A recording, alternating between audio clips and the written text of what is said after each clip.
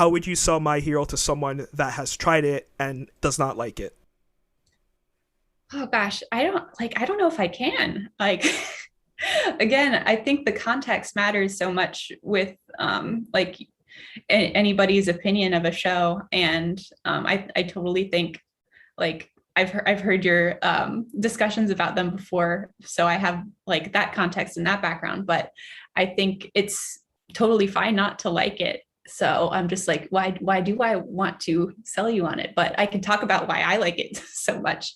Again, it's that Saturday morning cartoon aspect of it being something that I can watch with my fiance, because I've been catching up on older animes and some of them they don't like connect with him. Cardcaptor Sakura being like, that was my solo get me through coding boot camp anime, and I will always love it for that. Just like I'm crying, like look at her go, she's trying her best and she's doing it, I can do it too. I'll So let you in on a little secret. Sorry to interrupt you. yeah, no, you're good. My nickname Kiro comes from Card Captors. I was hoping so. Oh my Yeah, gosh.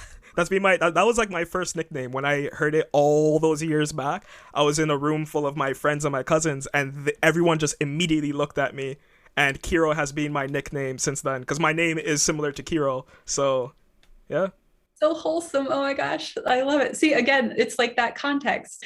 Like that show was there for me in a really hard time. And I don't know if I would have enjoyed it as much if I watched it at a different point in my life. So I'm really glad that it was there then, because I don't have that nostalgia factor for it. Like I watched a little bit of Sailor Moon growing up, but again, it was like hard to access it regularly. And I feel like I would only ever see snippets. I have very vague memories of it. But just like I don't have that foundation, but because I don't, I can like, it's just totally different, like experiencing these things as an adult and as somebody going through struggles as you're consuming something, and that emotional support there. Again, I'm like talking about Cardcaptor Sakura, not My Hero, but It's okay. um, I think another like more substantial thing besides just like the timing of it and the being caught up with the release is uh, getting into it more at the time when I was becoming more active in my fitness like journey. Like I was never an active kid. I just like hated exercising. I felt like, oh, I'm the smart one. I don't do workouts or sports because I'm the smart one. I don't like those kids. They're mean to me. I don't associate with the jocks because I don't like them and they're not very nice.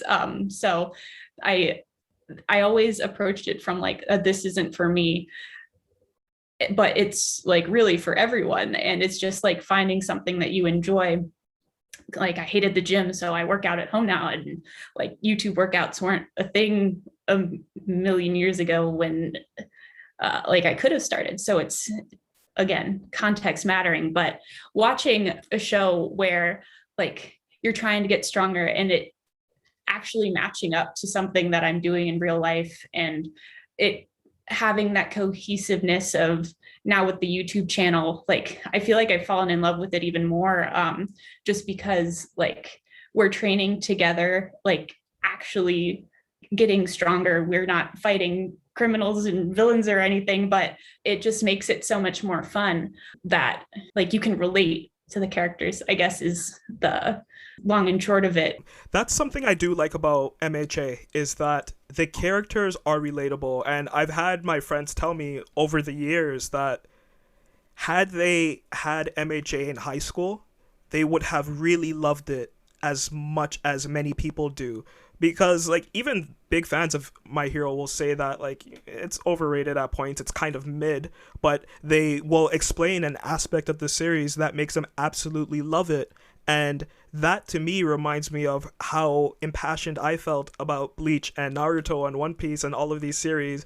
And older heads were looking at me like, yeah, okay, your shonen's cool, but this and that from the 90s was so much better, and this and that from the 80s is even better. I think my disconnect is that, and I'm sure you've heard it, is that you can love your series and you can appreciate what it does for you, but especially with all the resources we have today, it seems peculiar that you will only love the more recent series and not go back to see what this art form has done, because My Hero has done something for the superhero genre that very few creators have ever done.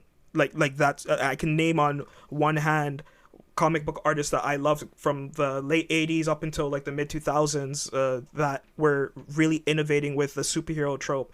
And My Hero is the best take on that, and it's done from a non-comic book centric environment. So I am extremely impressed by that, and I'll always give My Hero its flowers. I still see like callbacks to different comic books that I grew up with when I read My Hero, and I think a lot of people who are into My Hero, they can't necessarily do that or spot that. So when I talk about the things that I like, it goes over their head, but when I talk about the things that I dislike, it hits them in the heart, and all of a sudden their reaction is, no, you're wrong, because I'm compassionate to Deku. I relate to him so much. I was picked on in high school and I wasn't the toughest kid. And I'm like, yeah, but dude, like we've heard that story 150 times. Like I understand it has a more like a more kiddish aesthetic to it, while still bringing a lot of elements that really make you feel, and they're very well done. The art in My Hero is incredible. I will always say it's incredibly done.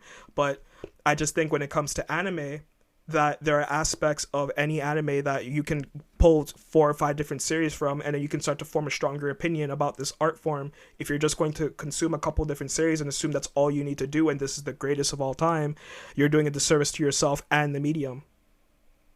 Yeah, definitely. I feel like I've wanted to go back and again build those foundations, catch up on the things that I've missed, because I don't even know if I have like a favorite show. I don't know if that's weird, but I feel like it's hard to compare everything, and it's just like I love things for different reasons, and like as a cosplayer I express my passions for things by like dressing up as different characters and if I didn't like something, I don't think I could cosplay from it unless I was just like again, there are different aspects of like getting into a series because you really like the style and you want to like challenge yourself with like learning a new skill, and then that kind of being the origin. I feel like that's a weird tangent to go off of. Like I got into Land of the Lustrous because I saw cosplayers and I'm like, I want to figure out how to do a wig like that, or like Borderlands.